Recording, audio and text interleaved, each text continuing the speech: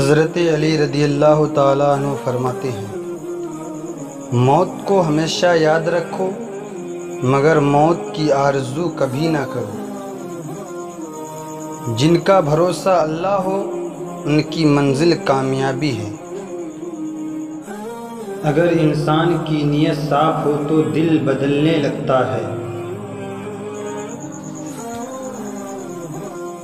سکون اور راحت سجدے خدا میں ہے۔ ہر چیز کا صدقہ ہوتا ہے اور عقل کا صدقہ یہ ہے کہ جاہل کی بات سن کر برداشت کی جائے۔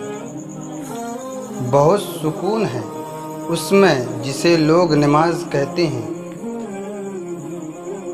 امید صرف اللہ سے لگاؤ، یہ انسان کچھ نہیں دے سکتے۔ قرآن سے عقل پاک ہوتی ہے اور وضو سے شکل پاک ہوتی ہے۔